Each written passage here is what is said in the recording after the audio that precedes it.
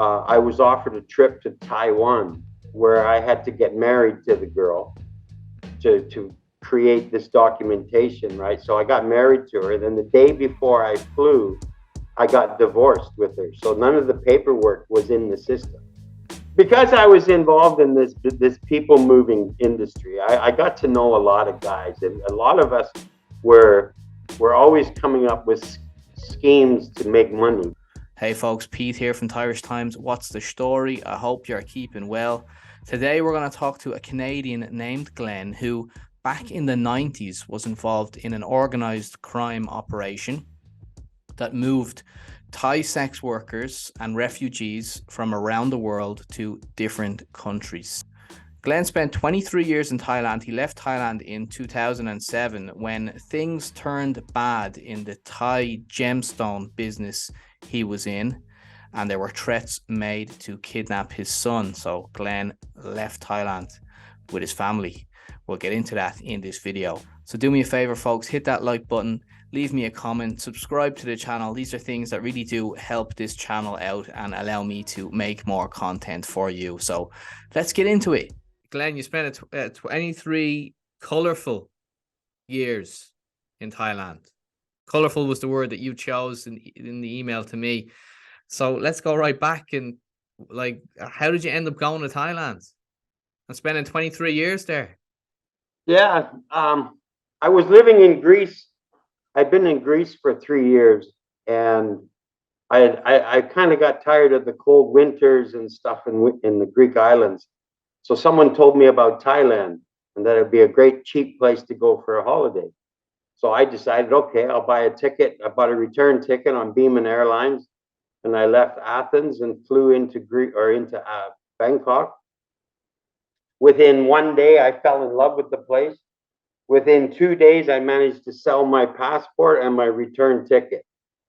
You sold your passport? Tell us, go on, tell that story. So anyways, I was living in a guest house. I'd been in a guest house for probably, I don't know, maybe about 3 or 4 days. I ran out of money. And one of the guys at the guest house told me, he says, you know, what you can do is you can teach English here in Thailand, right? And I've been a chef my whole life, right? So I had no idea about teaching English. So I went and applied for a job teaching English. And after an abysmal grammar test, I failed my grammar test. I failed everything. They still gave me a job teaching English. So I needed money to live until I got paid, right? So I decided to sell my passport through a connection at the guest house, and they bought my return ticket. I guess they were using it for some kind of, I don't know, moving people from one country to the next, I guess, right? So that gave me a little bit of extra money to live, right, while I was getting my feet on the ground in Thailand. Right? It was interesting. What year are we talking here? 1987. Jeez, the year I was born. So you sold your passport. How much did you sell it for? It was about 300 pounds at the time. And the guy you sold it to, was he a Thai guy or was he a foreigner, or who was he? No, he was a Thai connected guy, right? He was in the moving people business, right? Right. So I just say for the video that we did an interview with Paul before, Paul Wallace, and that's how this is happening now because you're a good friend of Paul Wallace. So you were involved in this people moving business as well, or the passport was, or what's the story? Well, no, I got involved in that after. I got involved in the people moving business after I'd been in Thailand for about 4 years. Because I had sold my passport, I had no documentation, right? So I lived basically under the law, hidden from the police, right, for 4 years on an overstay visa for 4 years. It wasn't until 4 years that I was able to solve that problem through immigration and the British Embassy. And then I started getting involved in the people moving industry, right? So you basically you were in Thailand a couple of days, and all of a sudden you had sold your passport, and you were on overstay. Then obviously when the visa expired for 4 years, then what was that like being on overstay for 4 years? It was terrifying because I had a girlfriend, but she wasn't the best girlfriend in the world, but she was good for me at the time, right? So I was worried I was going to lose her. I was worried I was going to lose my job. I was worried immigration would come and pick me up anytime, right? So it was quite the 4 years, right? So this is what, like, so 87 to 91, and this is probably the Wild West days of teaching, I suppose. There was no, there was work permits, I'd imagine, but who had one back then? Like, you always hear these old school stories. So what was it like? Tell us about your lifestyle during that period of your life. Oh, that time of my life, I was like a kid in a candy store. There were girls everywhere. I'd always been a bit of a loner in my life, right?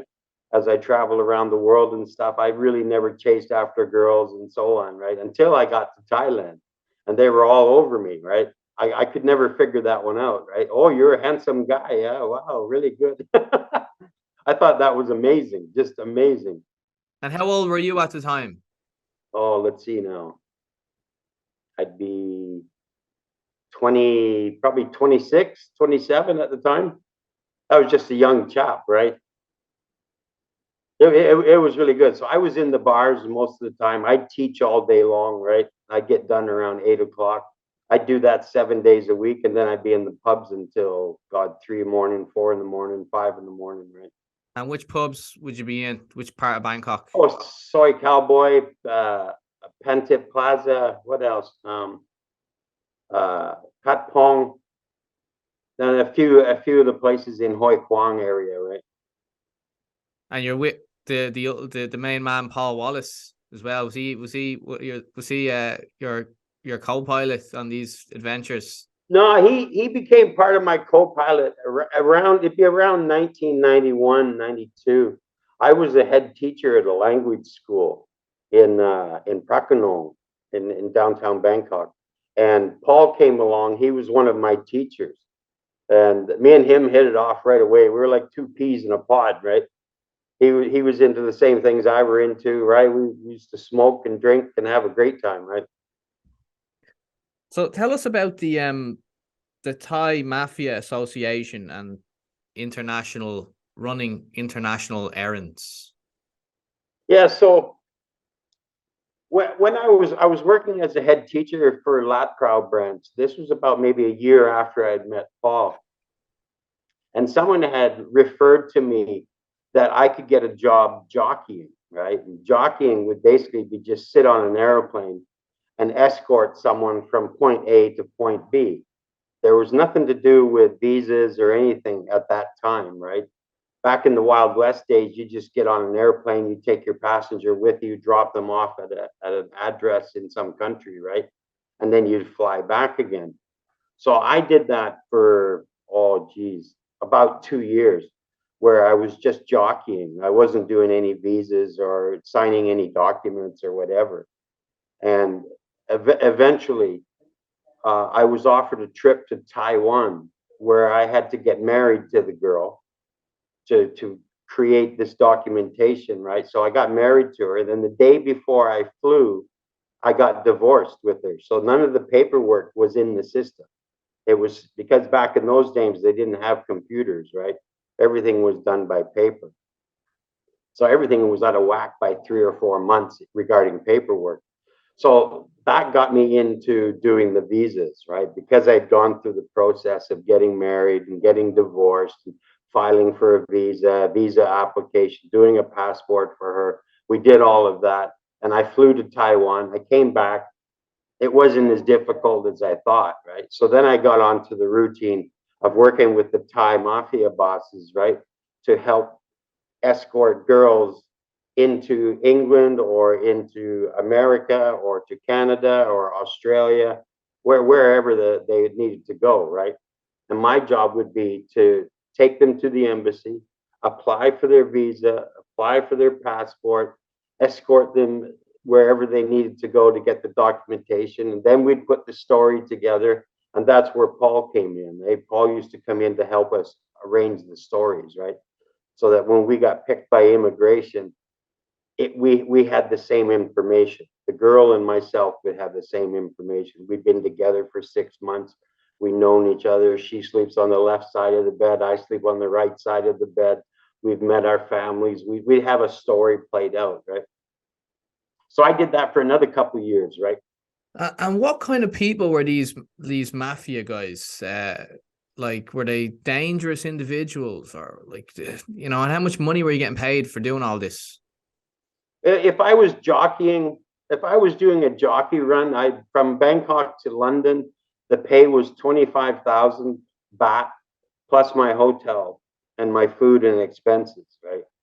So for me, it was a wonderful free trip, right? And I just got my passport back, so I needed to do my visa runs. So I incorporated my business into my visa runs, right? Which was really cool. The mafia guys, they were all really cool cats, right? You know, they've been in and out of the business in Thailand for years, their whole lives, right? So they know all the ropes in and out, what to look for, what not to look for. Um, they're in it to make money as well. They're not in it to lose money, right? So they try their best to make sure that the project goes through and everybody gets their visas and so on.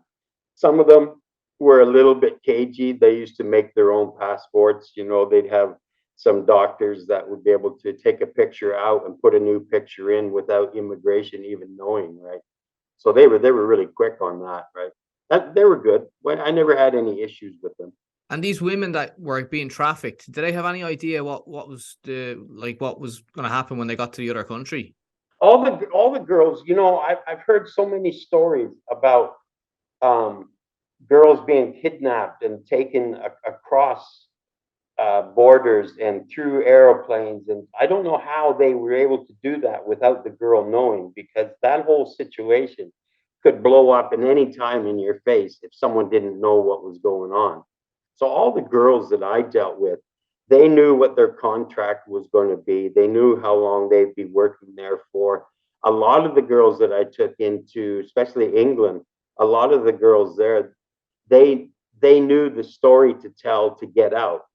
So if they got caught, they knew what to say to the officials so that Thai Airways would fly them back to Bangkok for free, right? So a lot of what you hear, a lot of what you hear in the news media is not really what happens. Like a lot of these girls have done 2 or 3 contracts. The the the most important contract, or the one that they really want, is Japan. Japan, they can make a ton of money, but they you can only get one contract in and get one visa in. It's hard to get 2 or 3 visas in and out of Japan, especially working as a sex worker, right?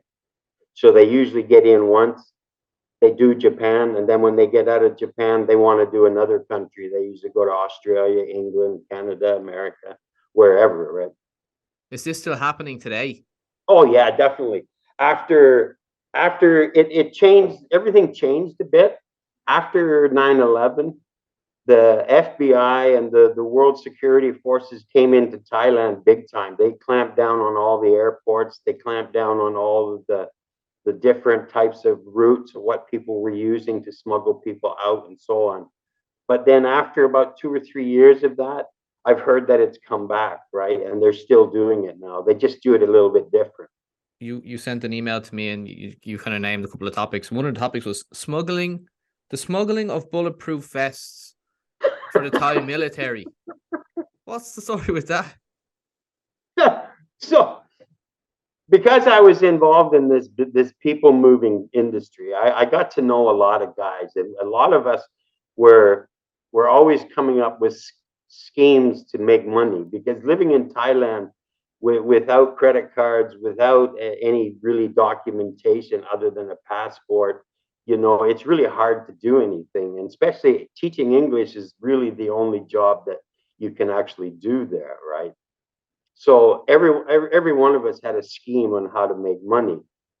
One of my friends, he decided, his name was Colin. One of my friends decided, we'll get in bulletproof vests, because the Thai military's bulletproof vests are made of silk, right? They're not made of Kevlar. And I had a connection in Toronto who worked for the RCMP, who could get me bulletproof vests. So I flew into Canada. I picked up 4 bulletproof vests, flew them back to Thailand, and then we handed them out as samples. And the Thai mafia loved them. They thought they were great, right?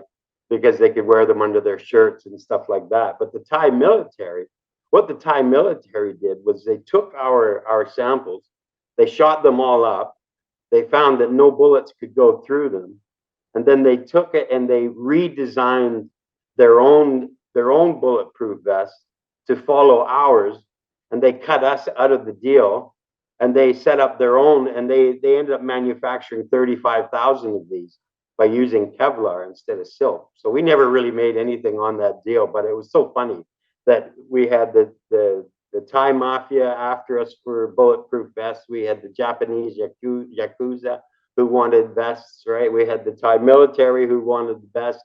We had the police that wanted vests, right? But once they took over the patent of it, that was it. We lost out on it, right? So, after about 18 years, I spent about 5 years in self-exile. I got myself into a load of trouble moving refugees from one country to the next. Anyways, the British, yeah, Oh yeah, go on. You got yourself in a lot of trouble moving refugees. Yeah, from one. yeah. Okay. So the British embassy cracked down on me big time, right? There was a news program made about me smuggling refugees and smuggling people around. So I put myself in exile. I talked to the British embassy. They they said if I get into any more trouble, that'd be it. I'd be arrested and thrown in prison. So, anyways, I kind of exiled myself. So I was away from everything for about 5 years. So you said it was a documentary made about you. Yeah, that's right. Yeah, it was made. It was. I don't know if you remember this program called Dispatches. No. Dispatches on Channel 4 in England. They did an expose on uh, the people moving business and so on between Thailand and England. And I happen to be one of the characters in this movie. And the reason I got involved in it was because the Thai mafia had asked me to go and meet these people because they were trying to be undercover, saying that they were brothel owners. So they sent me down to meet them to find out whether the story was real or not. So the program Dispatches, they took me as the number one character, right, of people smuggling, right? Was this like a hidden camera thing? Yeah, that's right. Yeah. So they got you on camera talking about it. Oh, they got me on the camera. They had me on camera in South Africa, Argentina, Brazil, Antigua, Australia, Japan, and in Thailand. When I went to the embassy called me in, and when I went to the embassy, they had photos of me all over the world, right? Shaking hands with some people that I wasn't supposed to be shaking hands with, right? And Glenn, what like you? So this people moving business was bigger than just you taking, say, trafficking Thai people. It was trafficking other nationalities as well. Well, towards the end, it was refugees, right? Because the refugees, you didn't have to do anything, right? The Thai mafia and the Chinese syndicates, what they would do is they would organize all the documentation, and then they would hire a Westerner to go along as a chaperone. But you wouldn't if you were to see us in an airport, you'd never know that we were together because we would never make eye contact with each other. I would go through immigration, they would follow behind me. If I went through baggage claim, they would follow behind me. If I went to a toilet, they'd follow in and go into the next toilet, right? It's called the slider, right? And basically, you just follow behind. Their documentation is good. Some of their boarding passes might be fake, or the first passport might be real. The second passport would be fake, right? Getting into South Africa and stuff. It wasn't a difficult thing, right? But they were pretty upset. The British embassy were pretty upset about it. That's why I went into exile. And when you went into exile, where'd you go? Well, I was renting a house at the time. I had a three-story, three-bedroom house with classrooms, everything in it. I just walked away from it and moved into a small apartment behind ECC Lapra, and I got a job teaching English. And basically, in the morning, I'd walk across the alley, teach all day, and then walk home back to my apartment. And I did that for 5 years. I never went anywhere. Just stayed out of trouble, stayed out of everybody's Do you think maybe you were getting out of hand, like you were going down a slippery slope that you might do a dodgy deal or something would happen with the Oh mafia no, and no, you? I was paranoid as hell, right? I thought I was going to be thrown in jail like right away. I went through 5 years of really a messed up head, right? Because the way the embassy explained it to me that everyone was looking for me and that if I was to get caught again, I would be going to prison for a very long time. And how did you not get arrested if they got you on camera talking about all this? Well, they got me arrested. I've been arrested a few times. I was arrested in Japan. I was arrested in Brazil. I was arrested in Antigua. I was arrested in Greece. Normally, what the rule is, they just send you back, right? They put you on a next return flight back to where you came from. So instead of them dealing with it, they send you back. However, Japan, they sent me back. Australia, they sent me back. Brazil, no, they kept me. They kept me in immigration in holding for 5 days. They beat the shit out of me. The people I was traveling with, they put them back together with me and then flew us back to South Africa. And in South Africa, everything was okay, so we could do another trip somewhere else, right? For some reason, Brazil didn't like our story and they weren't listening to it. Right? And the base was always Thailand. You'd always come back to Thailand. You were Base was always Thailand. Yeah, yeah. The Thai police were always looking for us, but you know, I don't, if you spent any time in Thailand, you know that the local Thai mafia control all the soys, and if it ain't the Thai mafia, it's the Thai generals, right? So every soy street that has motorcycle taxi drivers at the end of it are usually connected somehow. Now, what's the story with this indoor grow operation? That's one of the other topics that I have written down here. Paul, he was in one of your other videos. Paul and I, we were very good friends. We were as tight as two peas in a pod, right? And after work every day, we'd always meet up for a toke, and we'd have a few beers. And we'd talk about our day, and life in Thailand in general. Anyways, we decided because it was difficult to buy weed, and also at that time, weed was very illegal. And the police, they were always looking for foreigners who wanted to buy weed or was selling weed or was using weed or whatever. So Paul and I decided to grow it ourselves. So in his closet, we stripped out his closet, we repainted it, loaded it with tin foil, and we started growing plants in his closet. And then I did the same to my place, all of my closets and one spare bedroom. So we started growing weed inside because we thought it would be safer. At the same time, we had wives and children, right, who were watching us do this. And we used to communicate back and forth to each other on our indoor grow ops with laser pens. We'd shoot the laser pens up against walls on big buildings, right? And we'd write notes to each other. What? You write note? What kind of notes are you writing to each other? Oh, the temperature was the temperature is this. The plants are doing good. Come and see me, right? I need to see you. And instead of us phoning, which you could have just used a cell phone, right?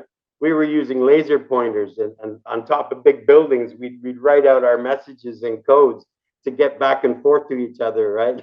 Because you thought you had some really sophisticated operation and the cops were probably listening to you and watching you and stuff like that. We just had a couple of plants in your cupboard. You and Paul were as thick as thieves then, as they say.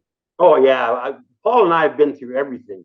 You know, some of our nighttime adventures at the bars down in Soy Cowboy and Nana Plaza and stuff like that usually ended up with one of us in a hotel, careered in with a couple girls, right? And at 8 o'clock in the morning, I'd get a phone call, and Paul's missing all his clothes, right? And he'd need me to go to his house to talk to his wife, to get his wife to give me a set of clothes to give him. His wife thought we were both mental, right? She knew something was up, right? I'd always say that he'd spilt coffee on himself, right? And he had to go teach, right? So she'd give me a pair of trousers and a shirt to Oh my god, give him, and he'd be holed up in some hotel, right? that is absolutely crazy. That's crazy. Right. What's the story with the Thai gemstone setup? Oh, Thai gemstones. Yeah. So after my little hiatus of self-exile, I was back teaching English in Bangkok. Um, and I got a call from some friends in Canada who wanted to set up a, a business, an import-export business between Thailand and Canada. So we had them flown over. They came over. We toured all over Thailand. We looked at the various different projects, and one of the most profitable one we could think of was gemstones. Is actually cutting gemstones. So they sent me down to Canterbury. It was the gemstone capital of the world, right? They sent me down there to learn everything there was about gemstones, how to produce them, how to cut them, how to heat them, and how to sell them. So I did that for 5 years. And that led me into doing trade shows basically around the world, right? So I'd gone from heavy exile, staying out of trouble, and then into the spotlight again of doing world trade shows for gemstones. And we had our own lapidary in Canterbury. We had it for 5 years before we moved over to Canada. And did you make a lot of money out of that? No, we didn't make any. Why not? Everybody else made money except for us. Well, most of the stuff that we produced, we were producing Burmese rubies, right? So we were doing a lot of rubies. And so I was shipping the rubies over to Canada. And in Canada, they had no idea what to do with them, right? They had them, they had the value of them, but they didn't know how to market them. So they needed me to come over to Canada to start marketing. But when I got here, the two business partners had basically sued each other and dissolved the company before we even sold any. So what was that? 5 years of work for no reward at the end of it? Yeah, that kind of led to one of the reasons why I end up moving out of Thailand, right? It's, there was a lot of hard work to get by to do things, right? But at the end of the day, you were really no better off than you were when you started, right? It was good fun, right? Yeah, we'll get to that part of where you are now. But before we do that, you've been married 3 times, yeah? Yeah, my first girlfriend, her name was Tim. I met her at the guest house that I had stayed at when I first came to Thailand, and she was absolutely gorgeous. I'd never had a gorgeous girlfriend, right? And she was like, "Oh, I love you. You're amazing. You're a most handsome guy." Da da da da. But actually, she was working in the bars, so I was with her for, oh geez, 7 years. And you married her. Well, I never married her. She just became my girlfriend, full-time girlfriend, right? Um, but in the end, she took the furniture, she took the house, she took the money, she took the bank account. And what was it, like, what ended that relationship? Oh, I just got fed up with chasing after her in the bars. Like, she wouldn't come home. I'd have to go down to the bars to try to find out where the hell she was. It was a nightmare, right? Which bar was she working in? Oh, she was at Nana Plaza. Okay, and how did that play in your mind, knowing that she's out there doing all that? Oh, that it messed me up, right? But living in Thailand, it's like, wow, I guess that's what goes on in Thailand, right? You know, it was really hard. It really messed my head up for the whole 8 years, right? And then when we broke up, I was taken out of the city because I basically fallen apart, right? So one of my friends took me out of the city to a place called Damnun Saduak. Yeah, about an hour outside of Bangkok. And the place I was staying at was a snake farm. It's where they raise cobra snakes and all these different snakes. So that's where they gave me a small room there. They didn't want me to get into trouble. They didn't want me to hurt myself. They didn't, because I was really depressed, right? Because I broke up with this girl, right? So they decided to take me under their wing, and they were from Cambodia, right? They were really nice people. But I got to practice my taekwondo and do my stuff in front of the snakes, and yeah, it was interesting. So you were living on a snake farm with a Cambodian family, and Yeah. like, how long were you there for? Oh, let's see now. I was at the snake farm for 2 years.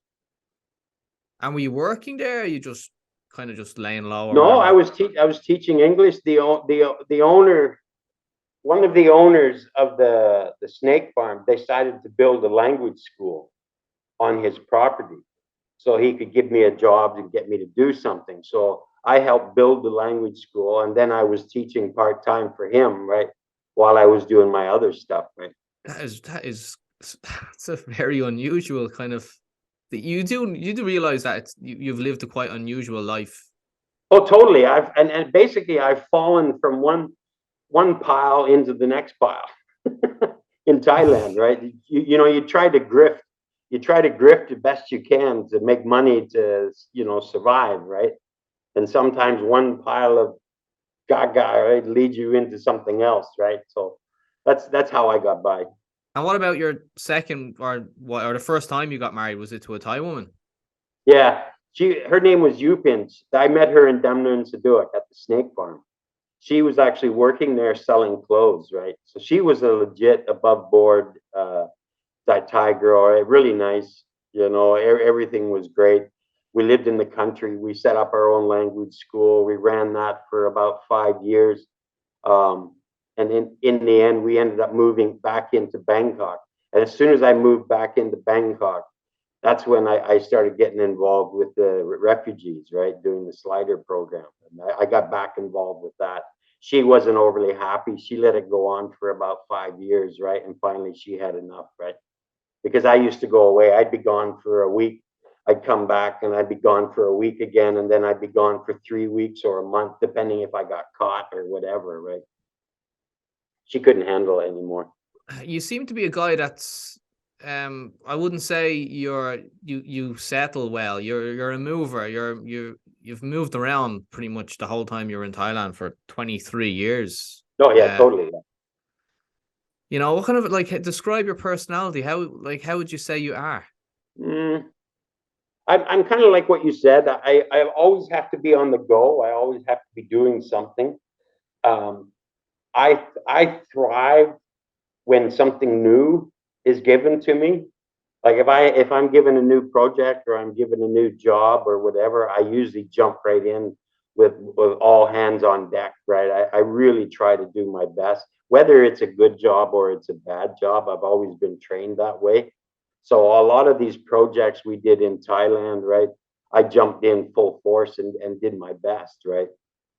It was the only option I could do. So that's me in a nutshell, right? Is I'm kind of a bit of a perfectionist nowadays. People would say I'm a bit of a perfectionist. I'm a chef, right? So I look after like a fancy resort here in Winnipeg right now. So that's my character. So what about your last wife? Or are you currently married or No, I'm currently married. She was the final one. Her name is Natya. We've been together now 23 years. What I did in Thailand was the past. She never really knew any of that stuff, right? I quit all that when I met her. And I've basically lived a straight and narrow life since then, right? Since our son was born. let's talk about the period of your life where you left Thailand. Was there an escape or was there, why did you leave? You know, I've done a lot in Thailand. I've done a lot of weird things. I've done a lot of stuff that's really put me on the edge. When we were in the gemstone industry, I was one of the only white guys involved in the gemstone industry, and they really didn't like it that I was down there muscling in on their industry, right? There's a few other guys down there, but they've been well established. They've been there for 20 years, whatever. I was a new guy.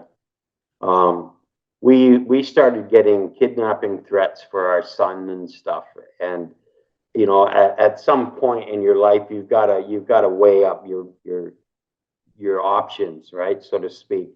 And because we weren't selling a lot of rubies in North America, because the owners were fighting about who was going to get all the profits, right, we were left up to our own devices in Thailand. And um, after about the second, third kidnapping note, we finally decided that would be it. Thailand would be the end of us, right? If we stayed any longer, we might lose our son or whatever. So we decided to move back to Canada. Do you mean after this? Did you just say after the second or third kidnapping? Some people were getting kidnapped. second or third kidnapping notice, right? They Oh, used to send okay. us letters, and the people would come by and give us notes and stuff, right? That they were going to kidnap our son and stuff like that. Like we had armed guards, and my father-in-law was there as well to keep an eye on the place all the time, right? It was a tough go, having that many gemstones on your property, right? It's you can't put them in a bank like you do over here. You put them in a safety deposit box. Over there, you put them in a safe and you hire an M16, and then someone monitors your gemstones, right? Well, we could never leave the place. We were basically held prisoner in our own compound because we couldn't leave, right? We had to watch over the gemstones all the time. So that all of that, plus the kidnapping, threats and stuff, we finally decided to pack it in, right? And when did you leave? What year? We left in 2007. And what was it like moving back to Canada after spending 23 years in Thailand doing a load of wild, adventurous stuff and going off and, having doing all the stuff you did in Thailand? What was it like going back to, I suppose, the Western world? It was horrible. It was horrible. The only thought that I have in my head is to get back to Thailand now. I'm getting to my age of retirement, and I really want to go back and see Paul and hang out with Paul and do my stuff, right? Coming to Canada was really difficult because for probably the last 8 years of Thailand, I was living in Chantaburi in a small village, and I only speak Thai. So when we got to immigration here in Canada, they took one look at my passport. Now, this passport is probably about the 8th passport I've had, right? And it's full of black stamps from Japan, from Argentina, from Brazil, all these stamps where I'm not allowed to go, right? So we went through immigration. My wife went through in 15 minutes. My son went through in 15 minutes. I was at immigration for 12 hours. Why? What was going on? Well, they wanted to know. They wanted to know, why did I have a black stamp from Australia? Why did I have a black stamp from Japan? Why did I have a black stamp from Antigua? What was I doing in Cambodia? Why was I in Burma? Right? There was all these questions, right, that they needed answers. Yes, they had the visas and stuff for my kids and my wife, but for me, I left on a Canadian passport and I came back on a British passport. So they had lots of questions, lots of questions. Did you answer? Were you truthful with the answers to the questions? Oh yeah, totally, yeah, totally. What did they say? Well, nothing. If they wanted any information, they'd have to get a hold of Home Office in England, right? I was told explicitly, right, through the British Embassy when I was in all that trouble. I was told explicitly that if anybody wanted any information, any of the police or anybody wants anything, they were to contact Home Office regarding me, right? So that was my answer. You'd have to contact Home Office, right? I answered the best I could, right, on a lot of stuff, but I couldn't implicate anybody, right, because they'd need that at a Home Office, right? So. Are you the type of person that's very cool under pressure? Oh yeah, totally, totally. You just stay relaxed. Stay relaxed, keep calm, keep cool. Going through airports and dealing with immigration and dealing with passport control, especially when you've got dodgy passports or you might have dodgy documentation, right? You've got to be super cool because they're trained to spot that shit, right?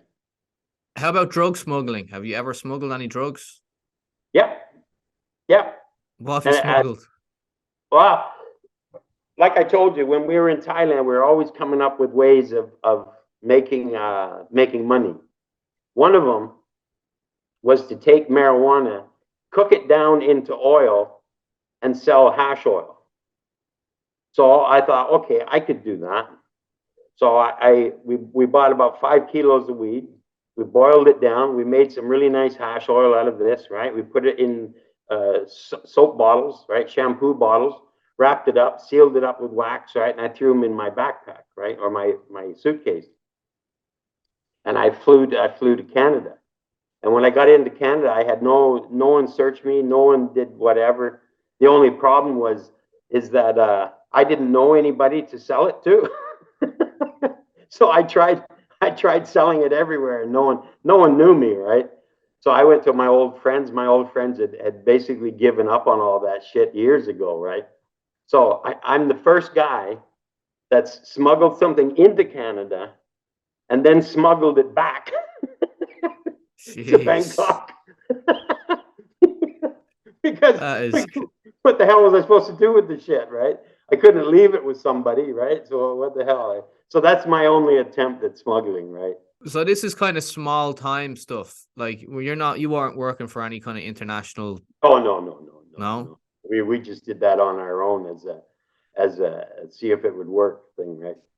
Glenn, after all the years in Thailand, you must have some you must have met some very interesting characters. Do you have any stories about people that you've met that, and the things they've done? Anyone stand out in your mind? Like, I met this guy in this bar, and this was for an old friend of mine, this guy, or any kind of wild stories of someone else's stories. You don't have to name any names. No, the only people that I really synced in with were people like the mafia bosses and stuff. They were always doing gambling. That they always astounded me. They always like to go gambling in Cambodia. So they'd go to Cambodia and they'd blow 1 million baht on the weekend gambling, right? And then they'd go back the next week and they'd lose 500,000 baht. And then they'd go again, they'd lose 1 million baht. And then they'd go again, they'd win 1 million baht. And they were always up, right? That was my biggest thing, was watching them lose money, right? And what kind of people were they, Glenn? Were they proper violent people, or were they dangerous people if you crossed them? If you cross them, yeah, you could get into some serious trouble. In Thailand, they can smile at you and kill you at the same time, right? That's why they have the Thai smile, right? Thai smile covers a lot of things, right? Most of the guys I worked for, they were family men. They had young kids, wives, so on. They had usually a travel agency as a business, right? Just to expedite the tickets and so on, right? Um, they were good, but if someone did something bad to them, then I could see something bad happening, right? For sure. Did you ever witness any violence over there? Oh no, no, no. In the 23 years I lived in Thailand, I've never witnessed um, any physical violence towards a foreigner. Never. I've seen foreigners get in fights with foreigners. I've seen foreigners get in fights with Thai people when they're drunk for some stupid reason. But I've never seen a Thai um, outrightly attack a Westerner. And in 23 years here, that's pretty good, right? In Greece, I spent 3 years in Greece. I've seen it happen 3, 4 times, right? But in Thailand, and all the time I've been there, I've never seen anything like that. And what were you doing over in Greece? I was running a restaurant in Corfu. I had a restaurant in Corfu for 3 years, right? So you were a chef, so you could travel Yeah, that's around. right. That's And did right. you ever think of opening up a restaurant in Thailand? Maybe when I retire, when I get back. Our kids are old enough now. My son's 18. He'll be going to university soon. My daughter's only 13, but another 4 or 5 years, she'll be able to look after herself with brother and stuff. So if I go back to Thailand, that's something that I might look at, right? Do you have any idea where you would settle, and anything that Probably stands out in your Ubon, mind? Ubon Ratchathani, up in the northeast, right? Our Okay. my wife's family, they have a rubber plantation up there, so they've got like 100 acres of land. They've already offered us a piece of land with a house on it and so on, right? So I'm going to take advantage of that and set something else up there, right? Is that kind of something to look forward to in your life, getting back to Thailand and leaving Canada behind? Yeah, totally, totally. I got a lot of catching up with Paul, eh? Paul's probably the most exciting person I've met, other than these other ruffians and stuff, right? Yeah, well, Paul Wallace he's certainly a character. We've had him on the show a couple of times, I think maybe 5 or 6 times, and Yeah. yeah, he's always told an interesting story. Yeah, for sure. And I can imagine what the two of you would have been like together back in the 90s. I'm sure it was you were a motley crew. Well, I tried to get him involved in a lot of things, but he was a little bit more little bit more rigid with his work schedule and stuff and teaching. He had two young kids, Tom and Jerry, right? And so that was his life and his role, right? He was always close to home. I was the one that was out and about, right? So, Glen, any regrets? Anything you'd do differently if you could go back and change it all? Yeah, there's two things I could change if I could. My first night in Thailand, I got drunk and woke up with a guitar. I'd like to change that. Oh my God. Okay, go on. I got to change that one, right? And then I did a stint for the Australian embassy where I worked on the Thai-Burmese border. Don't get me wrong, it was good to see and learn something about the Burmese refugees and so on. But they sent me to a camp where my only weapon was a pencil.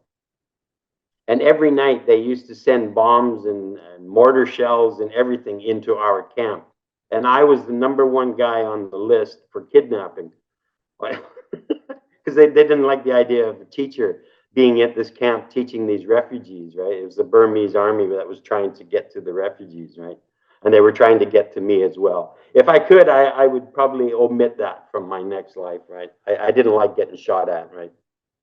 That must have been extremely stressful, was it? That was really weird. That was because you live in a small bamboo hut. You're surrounded by Burmese refugees, and then you have the Burmese refugees, the KNU, which would protect the camp. And then outside of the KNU, you had the Thai military who would protect the whole camp. So everybody was armed to the teeth except for the teacher, right? The teacher had a pencil. Everybody else had an M16, right?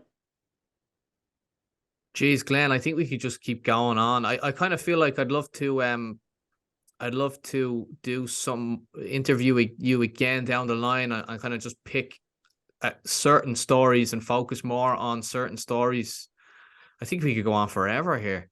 Yeah, pretty I'm well. completely I had no idea this interview was going to be the way it went. I had a kind of a bare outline of your story, and I just thought, I didn't think you were going to show up. I was like, this guy is never going to click this link. He's never going to click this link. He's going to talk about this, and he's going to click. No, he won't do it. So when you showed up, I was like, wow. I'm pretty good with all this stuff, It's been 15 years pretty well, right, since I left Thailand. It's been 20 years since I was involved with the people moving industry. If people have questions, they can ask me questions all they want. I really don't have a problem with it. Simple. Brilliant. Well, I admire your honesty, and I appreciate you coming on, man. Absolutely. And if we'll stay in contact, and we'll leave it to the comment section. Maybe if people would like to know more about one particular story. I mean, the stuff you spoke about in Myanmar. Oh, you're breaking up.